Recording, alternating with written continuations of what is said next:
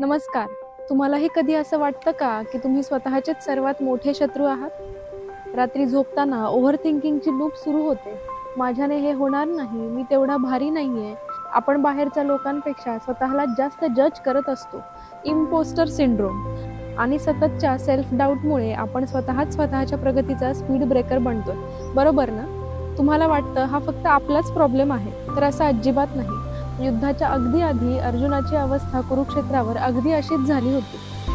स्वतःच्याच क्षमतेवर शंका घेऊन तो खचून गेला होता.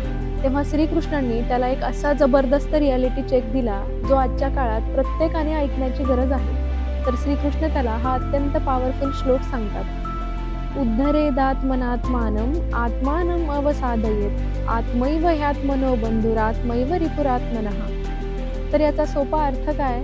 तर स्वतःचा उद्धार करा. स्वतःला कधीही कमी लेखू नका, खचू देऊ नका.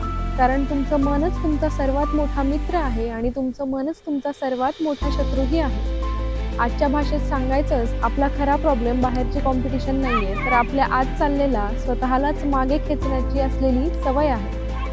कोणी दुसरा आपल्याला नंतर हरवतो, आधी आपण स्वतःच मनातल्या मनात हार मानून बसतो. माझ्याने हे होणारच नाही, हे जे विचार आहेत ना, हेच तुमचे सर्वात मोठे शत्रू आहेत. जेव्हा मन निगेटिव्हिटीकडे धावेल, स्वतःलाच कोसायला लागेल, तेव्हा त्याला खंबीरपणे ओढून काढा आणि स्वतःच्या क्षमतेवर व आतल्या ईश्वरी ताकदीवर स्थिर करा. लक्षात ठेवा, जग तुमच्यावर तेव्हाच विश्वास ठेवेल जेव्हा तुम्ही स्वतःवर विश्वास ठेवाल. तर आधी स्वतःसाठी स्वतः क्लॅप करायला शिका, कारण ज्या दिवशी तुम्ही स्वतःची व्हॅल्यू ओळखाल, तेव्हा हळूहळू हे संपूर्ण जग तुम्हाला रेकग्नाइज करायला सुरुवात करेल. तर स्वतःच्या चुकांमधून शिका, पण स्वतःला डिग्रेड करणं आता कायमचं थांबवा.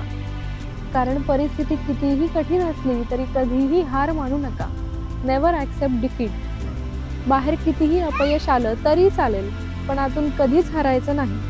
कारण जोपर्यंत तुम्ही स्वतःहून हार मानत नाही, तोपर्यंत जगातली कोणतीही ताकद तुम्हाला हरवूच शकत नाही. त्यामुळे बाहेरच्या जगाशी लढण्याआधी स्वतःच्या मनाशी मैत्री करा.